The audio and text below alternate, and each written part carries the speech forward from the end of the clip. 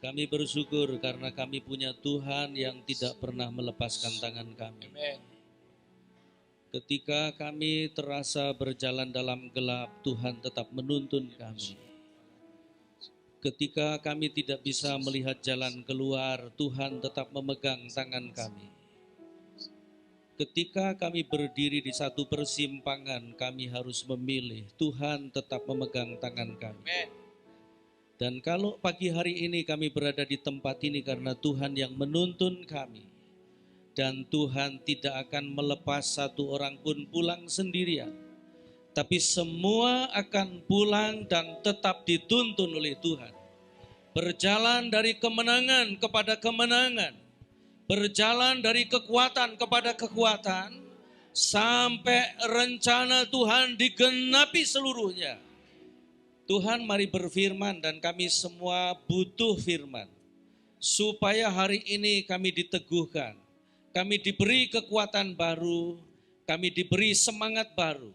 Segala kuasa yang bukan dari Tuhan, yang coba-coba menghalang-halangi kami diberkati. Kami tolak dalam nama Yesus. Roh Kudus tolong kami semua. Biarlah hati kami tetap melekat kepada Tuhan. Mata kami tetap tertuju kepadamu. Dan kami boleh melihat Tuhan sedang menyembuhkan kami semua. Tuhan sedang melawat kami semua. Tuhan sedang menegakkan kami semua.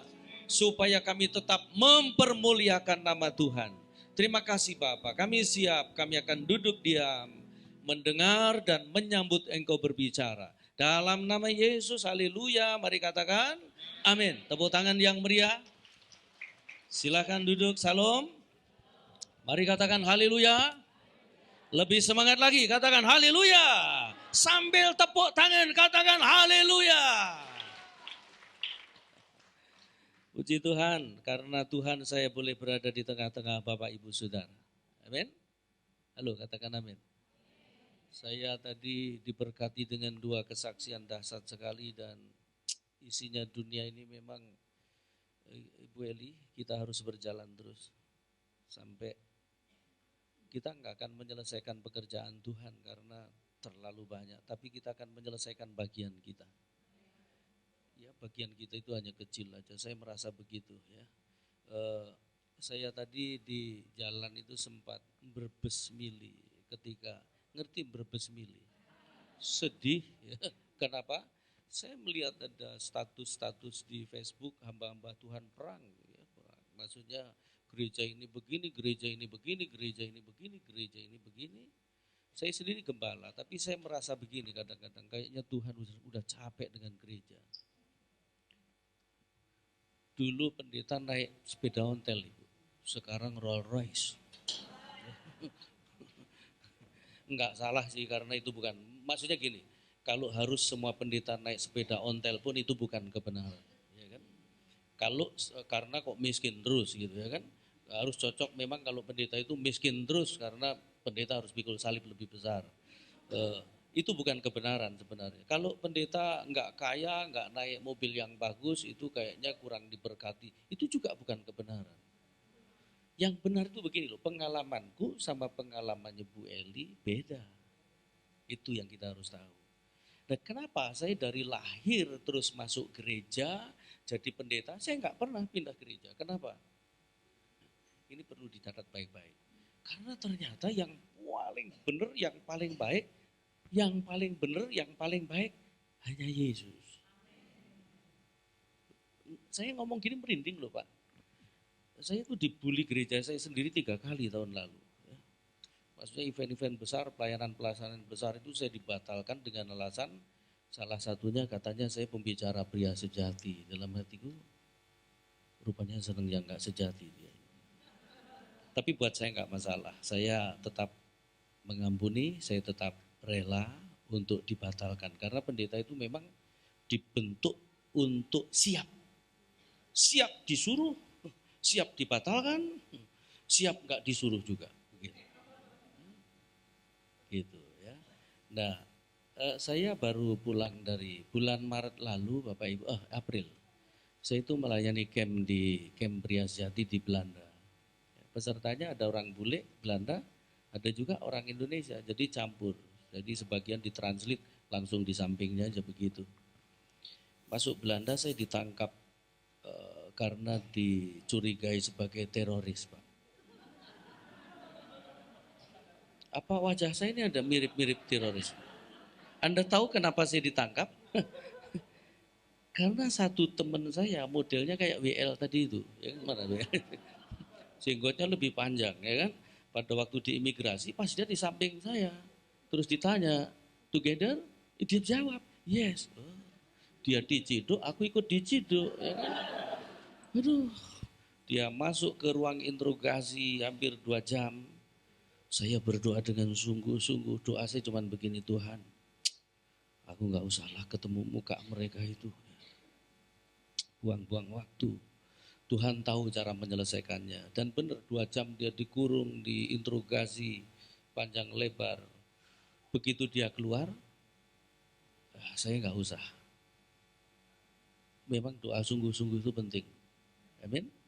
Saya itu tadi kalau memuji Tuhan itu suka nengok-nengok gitu. Kenapa?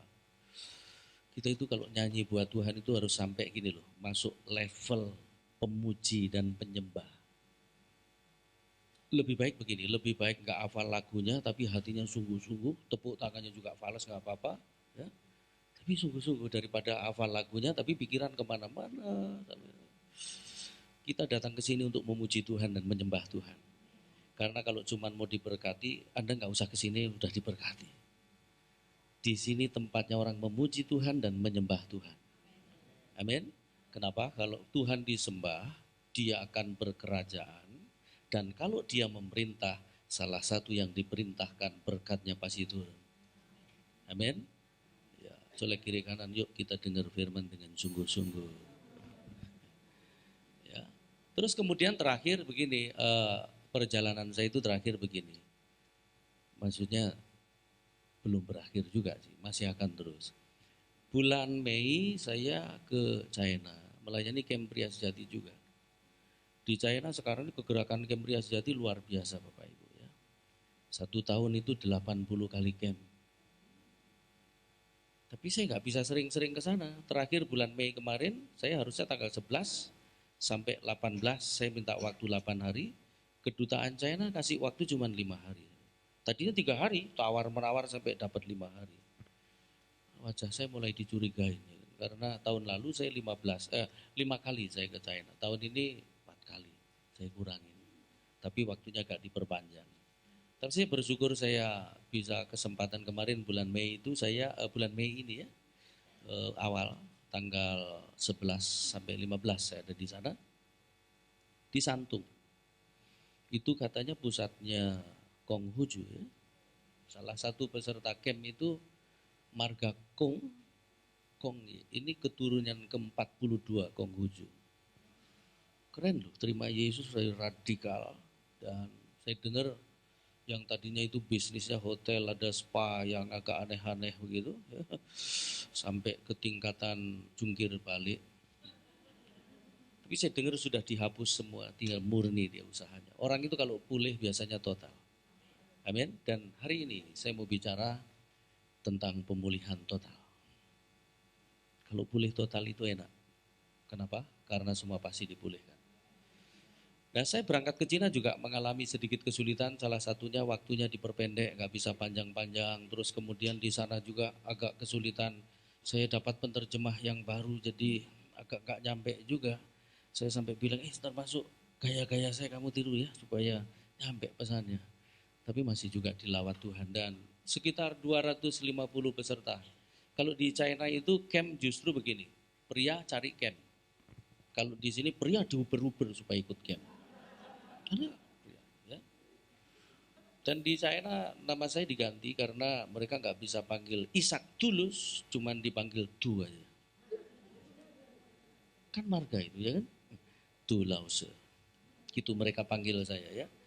Jadi dalam waktu dekat ini saya mau ganti paspor yang nggak pendeta karena sulit sekali. Kalau pendeta masuk sana sulit ya. Saya mau ganti KTP, ganti apa ya? Cocok pengusaha nggak cocok Pak ya? Apa aja yang penting hatinya sebenarnya. Amin. Agak sulit memang, tapi saya akan ganti supaya lebih mudah.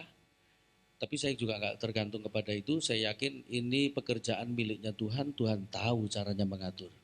Amin.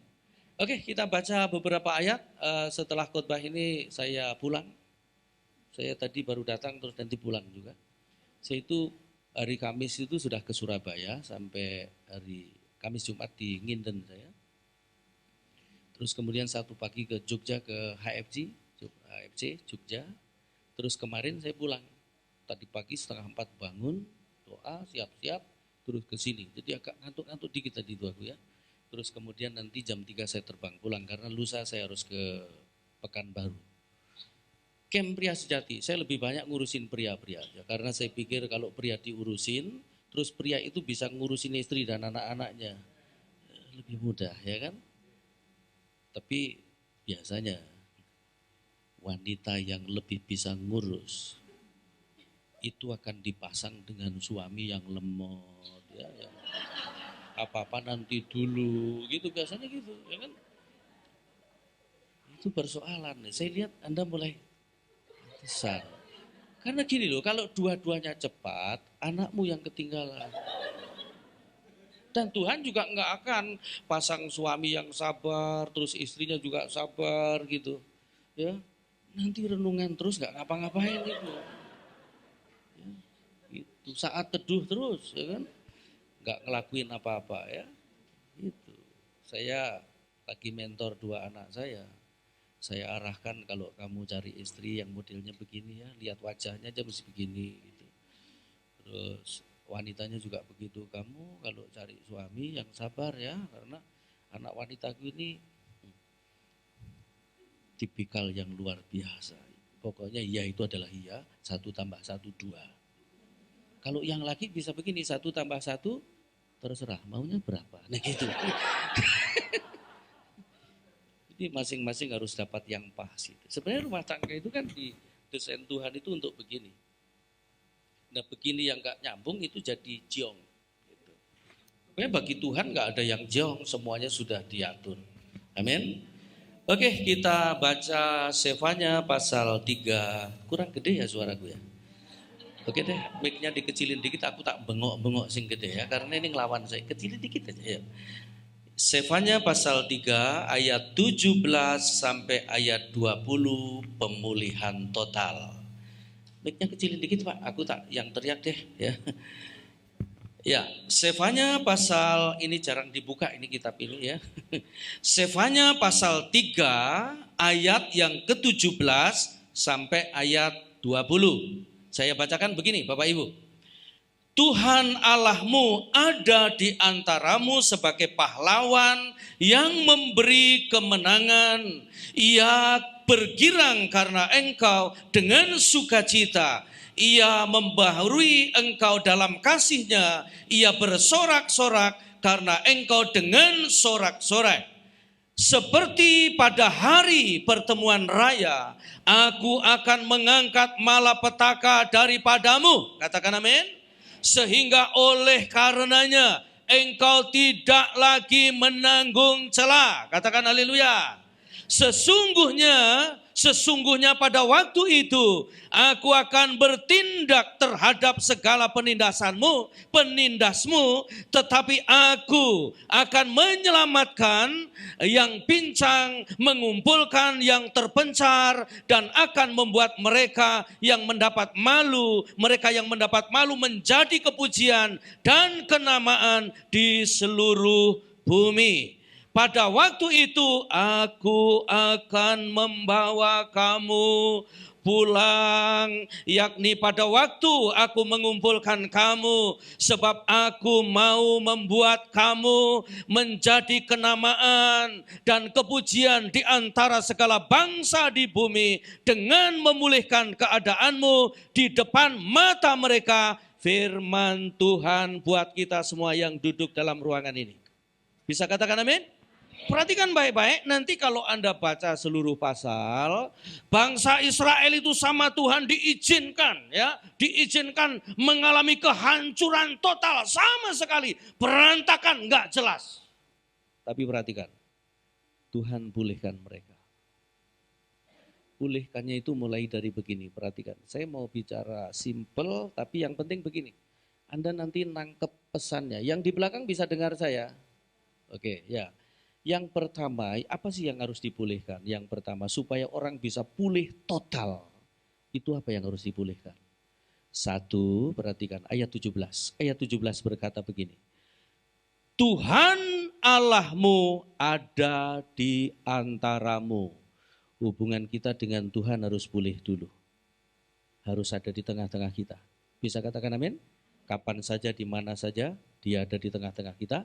Sebagai pahlawan yang memberi kemenangan, ia bergirang karena engkau, dengan sukacita ia membaharui engkau dalam kasihnya, ia bersorak-sorak karena engkau dengan sorak-sorai.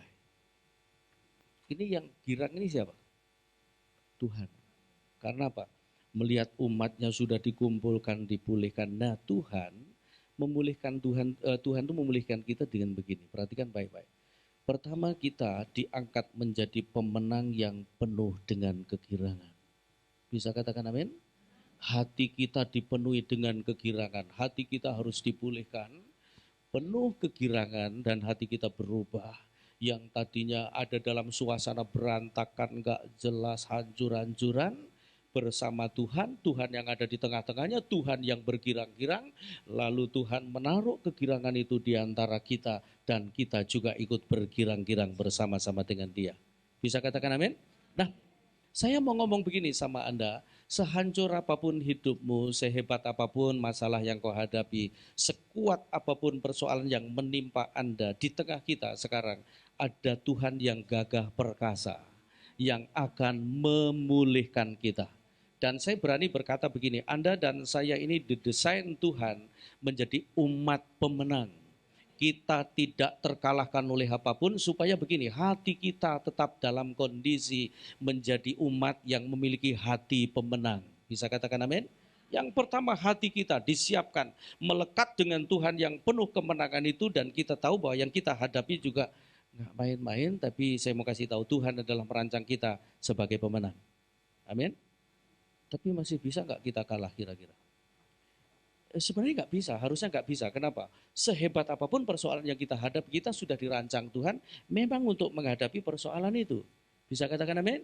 Percayalah begini, masalah yang ada di hadapanmu, masalah yang kau hadapi hari-hari ini, itu tidak akan pernah diizinkan Tuhan untuk meremukkan Anda, untuk menghancurkan Anda, tapi akan membuat Anda tidak akan kehilangan kegirangan itu. Anda supaya tetap bersuka cita, Anda tetap menang, Anda tetap menghadapinya, dan Anda akan keluar sebagai pemenang. Amin.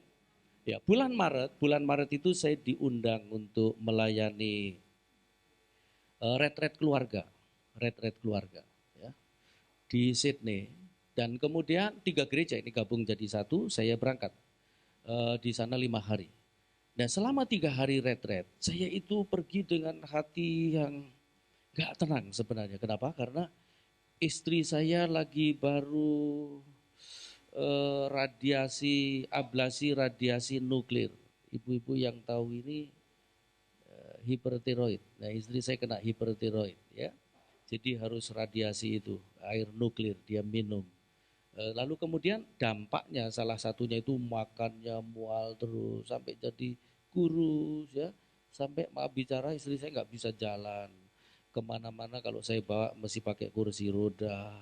Saya bawa ke mall, kemana-mana dia nanya sama saya, Papa, malu nggak bawa mama begini? Enggak, dalam hatiku dulu kan waktu nikah kita ditanya, ya kan? Apakah kamu bisa menerima dia dalam keadaan baik maupun tidak baik, sakit atau sehat, susah atau senang? Malah kalau harusnya ditanya begini, kalau nanti misalnya dia berubah jadi jelek, kamu masih cinta dia nggak? Harusnya begitu nanyanya juga, ya kan? Saya bawa dengan penuh keyakinan. Pokoknya saya pingin supaya dia tahu bahwa dia nggak sendirian. Akhirnya saya tinggal dengan keadaan hati saya yang masih begitu, ya. Terus saya pesan anak saya begini, tolong ya jangan biarkan mama sendirian di rumah. Kalau kalian keluar nggak boleh keluar dua-duanya, harus salah satu. Kalau perlu di rumah aja, nggak usah kemana-mana kalau nggak ada perlu, ya kan? Dan anak-anak saya luar biasa, dampingin mamanya. Dan nah ketika di Sydney, ini kesaksian saya. Ketika di Sydney membuka retreat keluarga itu, yang khotbah itu pendeta dari Singapura, 2 pembicaranya, masih muda. Saya lihat ini orang dipakai Tuhan luar biasa. Dia akan bicara di youth dan saya akan bicara di suami istri. Kemudian ketika altar call, itu semua dipanggil, yuk yang punya pergumulan maju ke depan, kita akan berdoa bersama-sama. Saya duduk di deretan depan, Ibu Eli. Kan hamba Tuhan, pemimpin selalu ditaruh depan, ya kan? Terus kemudian saya nggak maju dan di hati saya begini, sesama pembicara, saya mau ngomong sama Anda, yang paling susah rendah hati itu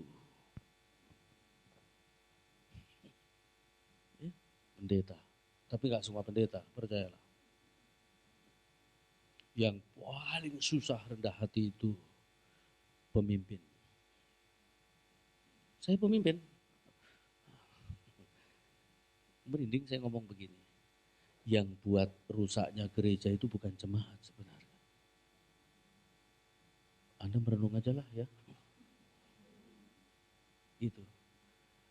Tapi ini pembicara, saya sudah mau maju ini ditegur dengan kalimat itu. Sesama pembicara. Terus saya selalu ingat, saya suka mengatakan. Yang paling susah rendah hati itu pendeta, penginjil, pemimpin, pelayan, ya kan? Wah, saya ditegur dengan perkataan itu, baru mau maju ini. Sudah didului dia, tanganku diambil, ditarik ke depan. Bapak Ibu tahu apa yang dia lakukan? Yang dia lakukan begini. Tangan saya kanan ini diangkat tinggi-tinggi dan dia ngomong begini. Di tangan kananmu ini ada pedang yang sangat tajam untuk berperang. Merebut daerah-daerah yang belum terebut dan kamu harus pergi ke sana. Tangan kiriku diangkat. Tangan kirimu ini ada perisai besar untuk melindungi kamu dari panah si jahat. Tiba-tiba dadaku ditepuk mak. Gitu. Hari ini semua keluargamu di rumah disembuhkan. Padahal saya nggak ngomong loh kalau istriku sakit, ya kan? Pendeta itu kalau penuh harapan, ada rasa, biar nggak tahu dia ada rasa. Gitu. Makanya kita perlu urapan. Amin. Hari ini semua keluargamu di rumah yang sakit disembuhkan. Dan diteguhkan begini, rumahmu tidak ada kanker. Rumahmu tidak ada penyakit keturunan. Rumahmu adalah rumah orang-orang sehat. Dalam nama Yesus. Malam itu Bapak Ibu, habis acara saya telepon istri. Ma, gimana keadaan mama? Wah, hari ini kok badanku rasa enak banget ya. Makan juga nggak muntah, mama sudah bisa berdiri. Ya. Tepuk tangan buat Tuhan. Tuhan itu sekarang ada di sini dan akan memulihkan Anda juga. Jadi gini loh, dengan tekanan-tekanan itu sebenarnya Tuhan maunya hatimu tetap kuat. Hatimu tetap bergirang. Karena ketika kita memuji Tuhan, Allah kita itu bersemayam di atas pujian. Kata bersemayam itu bukan hadir Bapak Ibu. Kalau hadir di mana saja, kapan saja Tuhan hadir. Bersemayam itu artinya, ingat baik-baik saya ngomong ini, bersemayam itu artinya berdaulat. Berdaulat itu artinya menguasai. Jadi kalau Anda memuji Tuhan bergirang-girang, itu sama dengan membiarkan Tuhan menguasai hidupmu. Dan kalau Tuhan yang menguasai hidupmu, tidak ada penguasa lain akan menguasainya. Hanya Tuhan menjadi penguasa hidup kita. Nah, yang dipulihkan yang pertama itu harus itu. Hubungan kita dengan Tuhan itu. Supaya Tuhan menjadi penguasa hidup kita. Hidup kita tidak lagi dikuasai oleh masalah. Hidup kita tidak lagi dikuasai oleh orang lain, hidup kita enggak lagi dikuasai oleh kondisi, tapi hidup kita hanya dikuasai oleh Tuhan. Dan kalau hidup kita dikuasai oleh Tuhan, Tuhan bertanggung jawab penuh. Itu yang pertama, hubungan kita dengan Tuhan harus pulih. Terus yang kedua apa yang dipulihkan? Ayat berikutnya, ayat yang ke-18, ayat 18 itu berkata begini. Seperti pada hari pertemuan raya. Mari kita bayangkan sebentar. Pertemuan raya ngerti? Pesta luar biasa ini. Pesta ilahi yang di dalamnya dikomando oleh Tuhan sendiri. Aku akan mengangkat malapetaka daripadamu, sehingga oleh karenanya engkau tidak lagi menanggung. Nah, yang kedua itu yang dipulihkan celah kita. Coba, sekarang orang ini mencela Anda apa? Itu yang akan dipulihkan. Malapetaka yang ditimpakan ke atas kita membuat kita celah. Itu celah itu sebenarnya mengarah justru begini, kepada gambar diri.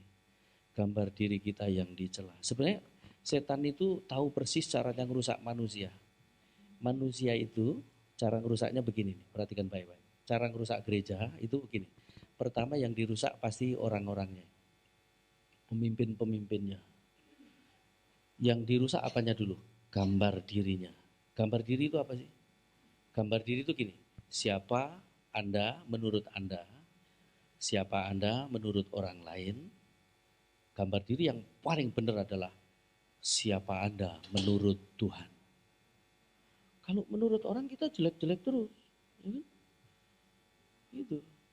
Nah, orang seperti kesaksian Bu Esther, itu ketika dia dinodai, itu gambar diri rusak. Nah, orang ketika gambar dirinya rusak pasti jadi jahat. Ya kan? Pendeta juga begitu, kalau belum pulih gambar dirinya, dia hanya kebanggaannya begini, perhatikan. Kebanggaannya pendeta yang belum pulih gambar dirinya itu begini. Undangan khotbahnya yang banyak itu. Jadi kebanggaannya, ngerti ya? Gerejanya yang besar itu jadi kebanggaannya. Apalagi? Jemaatnya yang ribuan itu jadi kebanggaannya. Mobilnya yang bagus itu jadi kebanggaannya.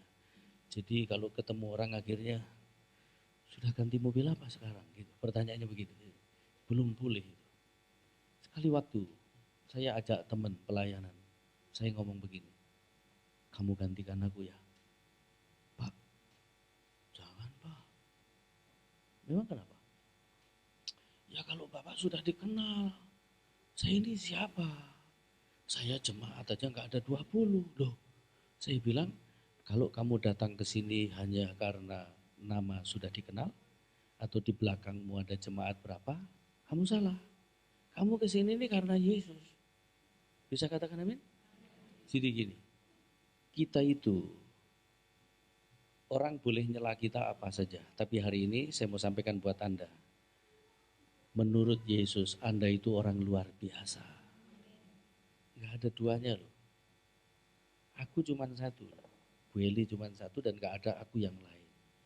Ini aja sudah kebanggaan ya kan? Betul begitu? Dan saya mau kasih tahu Anda gak pakai make up apa-apapun itu di hadapan Tuhan berharga. Bisa katakan amin? Tapi dandan gak apa-apa, tapi jangan sampai itu menjadi kayaknya kalau gak dandan gak yakin banget gitu ya. Saya mau kasih tahu gak apa-apa. Harga diri Anda, gambar diri Anda, celah yang sesungguhnya itu adalah dosa dan itu sudah diangkat sama Tuhan. Anda dan saya adalah orang yang berharga di mata Tuhan. Bisa katakan amin? Oke. Itu yang kedua yang dipulihkan. Yang pertama hubungan kita dengan Tuhan, yang kedua celah kita, gambar diri kita. Kita di hadapan Tuhan, saya mau ngomong sekali lagi, Anda bukanlah makhluk yang celah, tapi Anda adalah makhluk yang disempurnakan oleh Tuhan. Makhluk yang berjalan menuju kesempurnaan. Lepas dari keadaanmu seperti apa, ya kan? Anda tahu ketika Yudas itu, saya yakin begini, Tuhan Yesus sudah tahu dari awal bahwa Yudas itu bakal mengkhianati dia. Tapi Yesus gak buang. Dan Yesus gak pernah ngomongin Yudas dengan murid yang lain. Terus hati-hati loh, Yudas itu jahat. Enggak. Makanya kalau ada orang celah, ada orang gak benar, dan memang gak benar gitu. Anda gak usah ngomongin. Karena itu urusannya dengan Tuhan. Amin. Dan Alkitab mencatat orang yang ngomongin, orang yang menghakimi malah ketularan. Roma 2 ayat 1 berkata begitu. Makanya ketika orang tercela, orang jatuh dalam dosa, biarin aja kita doakan supaya Tuhan bangkitkan, Tuhan angkat kembali, Tuhan pulihkan kembali. Bisa katakan amin? Anda dan saya juga masih bisa jatuh. Ya. Saya ini melayani di camp Pria Sejati sudah 11 tahun dan punya survei begini. Ya. Orang yang ikut camp biasanya kata survei itu 99% berubah. Pendeta pernah ikut ya? Bisa ngerasakan ketika di camp ya, kayak dibakar itu. Kayaknya kita ngaca dan kita lihat diri kita benar-benar gitu. 99% berubah.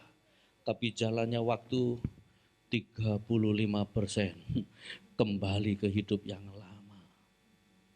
Saya sebenarnya agak kecewa enggak kecewa sih, nyesel gitu. Tony aja ya, tapi kok balik mana hari ini. Telepon nggak diangkat, ya kan? Tak cari-cari nggak ketemu. Tapi saya tetap berdoa buat dia.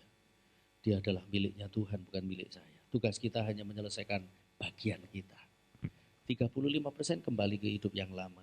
Yang eksis cuma 20%. Nggak banyak.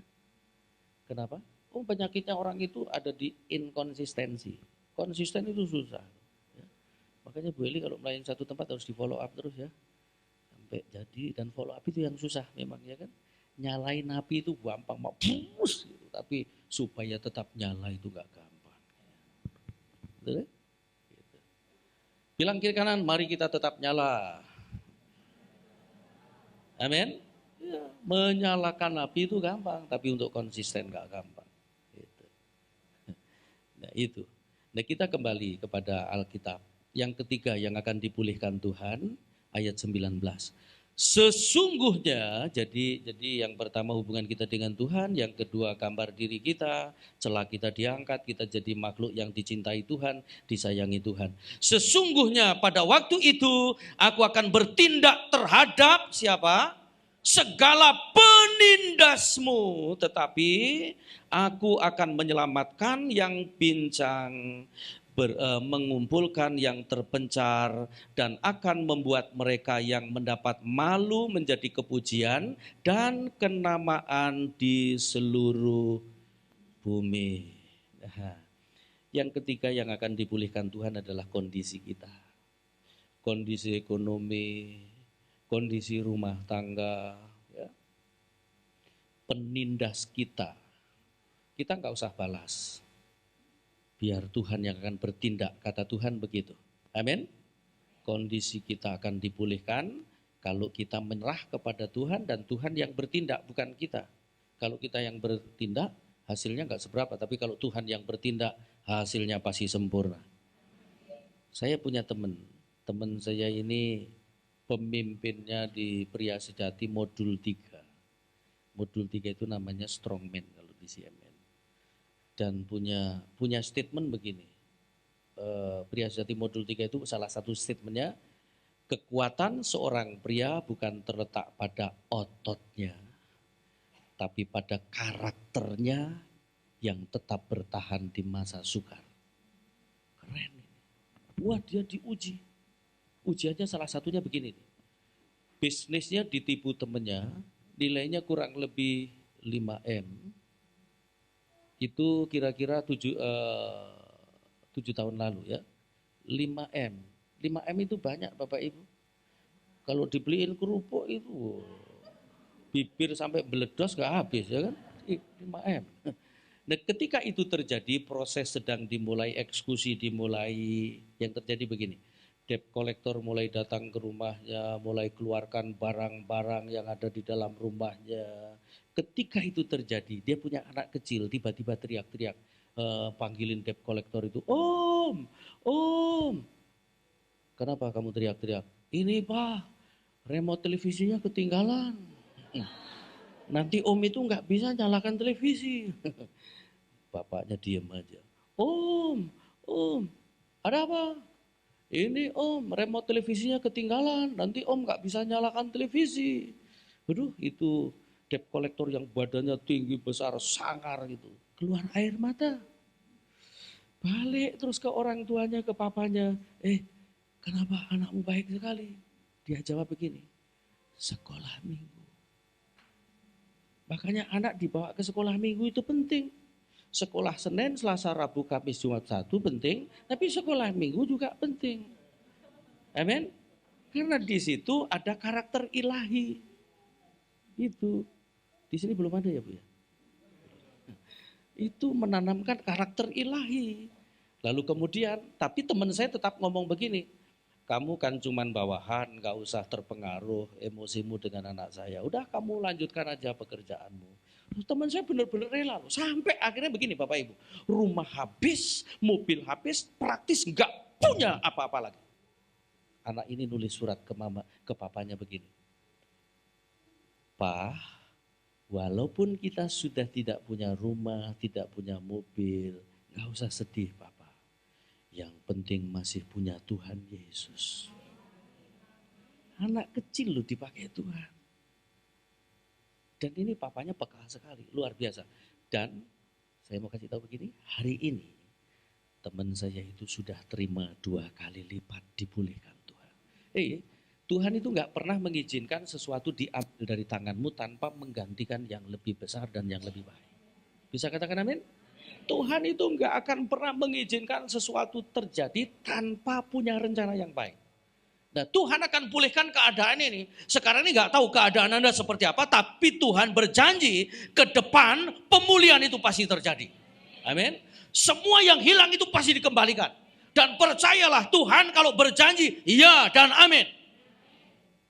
Yang terakhir, yang keempat. Mari kita lihat ayat 20. Ayat 20 berkata begini. Ayat 20 kita kembali ke sana. Ayat 20. Pada waktu itu aku akan membawa kamu pulang. Siapa yang membawa? Tuhan. Jadi kalau saya boleh baca semuanya gini kira-kira. Kalau saya boleh terjemahkan agak hari-hari kita gitu ya. Pada waktu itu aku akan membawa kamu pulang ke rumahmu. Suamimu yang gak pulang-pulang akan dibawa pulang sama Tuhan. Anak-anakmu yang gak pulang-pulang akan dibawa pulang sama Tuhan. Semua yang tercecer di luar akan dibawa pulang ke rumahmu oleh Tuhan. Dan itu semua yang mengerjakan Tuhan, bukan engkau. Makanya gak usah bekerja keras, maksud saya gak usah berusaha keras untuk melawan yang tidak adil.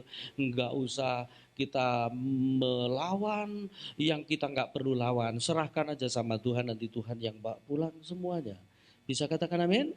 Tuhan yang akan bawa pulang, yakni pada waktu aku mengumpulkan, kita semua akan dikumpulkan, keluarga kita dikumpulkan, sebab aku mau membuat kamu menjadi kenamaan, nama baik kita dipulihkan. Dan kepujian, kita dapat pujian dari banyak orang di antara segala bangsa dan di bumi dengan memulihkan keadaanmu di depan mata mereka. Firman Tuhan buat kau dan saya.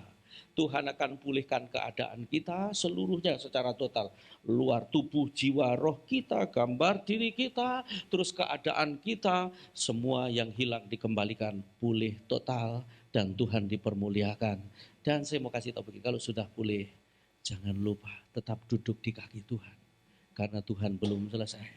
Sebab banyak orang kalau sudah dipulihkan dia lupa sama Tuhan. Nah, begitu kita dipulihkan, semua dikembalikan, kita dibuat jaya oleh Tuhan. Tetaplah memuliakan Tuhan, tetap rendah hati, dan tetap melekat dengan Tuhan. Bisa katakan amin? Mari kita tundukkan kepala, kita mau ambil waktu sejenak, kita mau datang kepada Tuhan. Musik, song leader, boleh kita nyanyi bersama-sama. Haleluya. Kita tutup mata, supaya hatimu bisa merasakan Tuhan yang ada di sini. Haleluya.